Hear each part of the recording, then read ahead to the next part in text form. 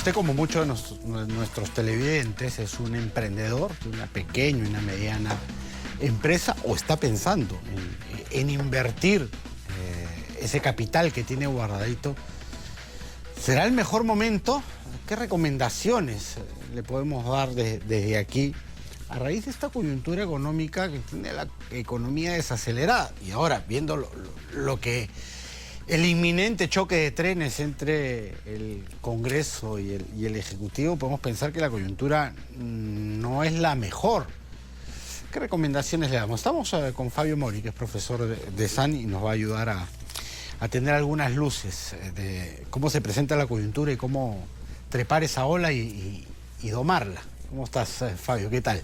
¿Qué tal? ¿Cómo estás? Muy buenas tardes, mucho gusto. Gracias por la invitación. Bueno, sí, realmente pues hay un poco de incertidumbre respecto a la economía y cómo está yendo.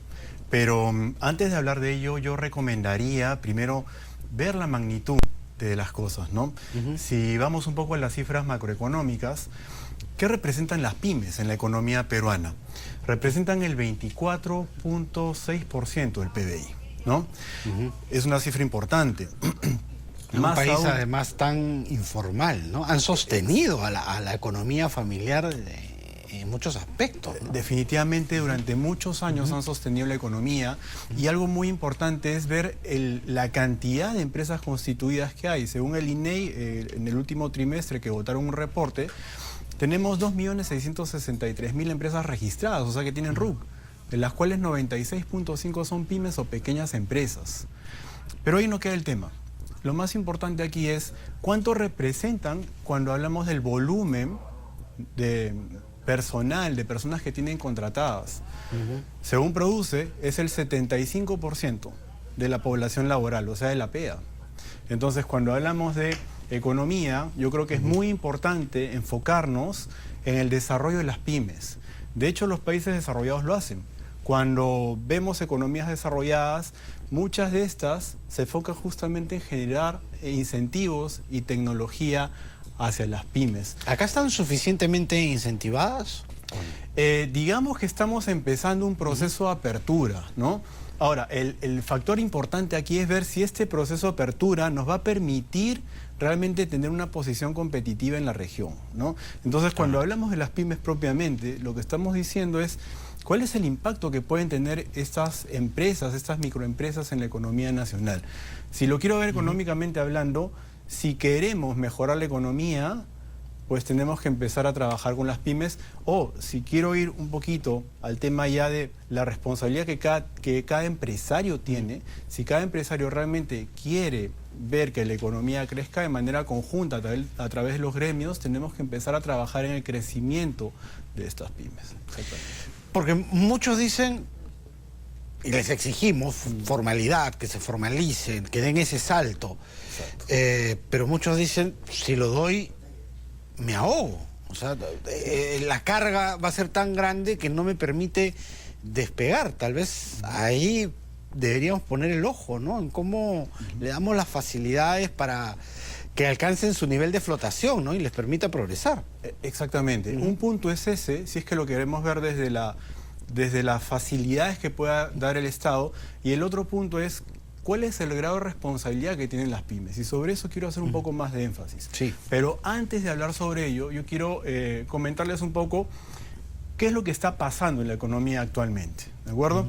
La economía desde hace unos buenos años está empezando a pasar por un proceso de digitalización. O sea, la economía como la conocíamos anteriormente se está tornando cada vez más digital, que es la famosa economía 4.0. Pero si me voy un poco más allá, según las proyecciones, se proyecta que para el 2021 el 50% del PBI global va a ser digital, va a ser proveniente de esta economía 4.0. ¿Esto qué quiere decir?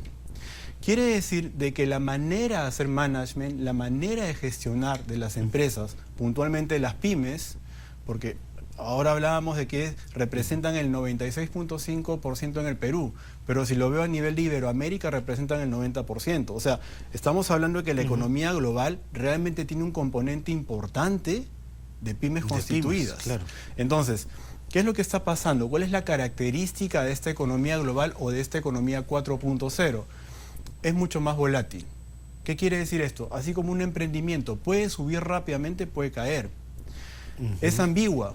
Estamos viendo lo que está pasando en la economía macroeconómica entre el tema China y Estados Unidos, ¿no? Entonces sale un ministro, un primer ministro a decir una cosa y sale de repente un representante del otro gobierno a decir otra.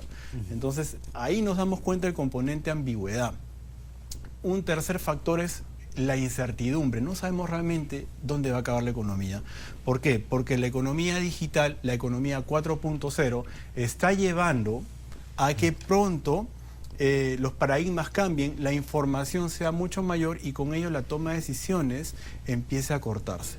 Y el cuarto componente de la economía, antes de hablar sobre qué tienen que hacer las pymes ante esta situación, es el factor de lo que vendría a ser la incertidumbre propiamente, ¿no? Entonces, es la incertidumbre la que nos genera estos nuevos espacios en los cuales tenemos que estar preparados y, claro, esto decanta en algo que no pasaba antes, mayor complejidad. Entonces, haciendo un resumen, vemos cómo están las pymes en cuanto a volumen, cuál es el impacto que tienen en nuestra economía actual y cuál es la tendencia del mercado económico.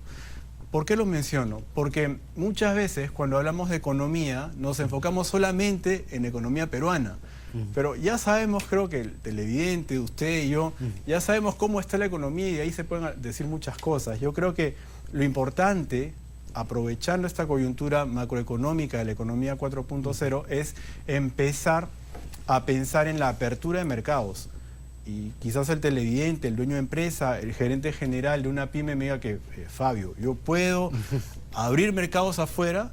Por supuesto, es completamente factible. Pero para ello es necesario, pues, empezar a trabajar algunas habilidades, algunas fortalezas que requieren tener las pymes propiamente, ¿no? ¿Qué le sugerirías? Yo lo que ¿Por dónde van las columnas de fortaleza?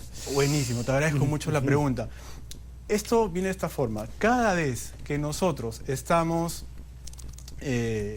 preguntándole al dueño de una pyme en una encuesta, y esto lo podemos ver en los noticieros, en los diarios, en Google, qué es lo que está pasando, cuáles son los principales problemas que tiene una pyme, lo primero que salta, número uno, es el tema del financiamiento. Número dos, la tecnología, y el tercer factor es el management o el gerenciamiento. Déjame comentarte algo. Es al revés en realidad. Las prioridades que marcan ellos, en realidad con estos cambios en la economía, son a la inversa. Si yo quiero tener una empresa competitiva, una empresa que realmente genere escalamiento, que me genere un mejor crecimiento, ¿no?, de mi rentabilidad, de mi utilidad, debo empezar por el management o por el gerenciamiento o por la gestión, para ponerlo ya en un lenguaje mucho más coloquial. Entonces, si hablamos ya propiamente del gerenciamiento... Eso exige preparación de quien se pone a la cabeza, ¿no? Exactamente. Y eso viene de la mano con cambiar los paradigmas de cómo se manejan las empresas locales. ¿Qué sucede con el empresario local? Muchas veces, y esto lo pongo aquí en la mesa, escuchamos la típica frase, ¿no?, de que, o mejor dicho, se piensa de que siendo más si se trabaja más, se es mucho más productivo. No necesariamente es así gracias a la tecnología. O pensamos de que bajándole el nivel de ingresos, pagando menos a la gente y haciendo que trabajen más horas voy a incrementar la productividad. Esos paradigmas que son de la economía de los años 70, ¿no?, prácticamente, tienen que cambiar de cara al contexto que acabamos de mencionar. Hoy en día lo que se requiere en realidad es que el gerente general, el dueño de una pyme, entienda lo siguiente. Número uno, es necesario que energice a la gente. ¿Qué quiere decir esto de energizar a la gente? Es mantenerlos en un estado de motivación, pero también de compromiso. Eso es el primer factor que tienen que entender.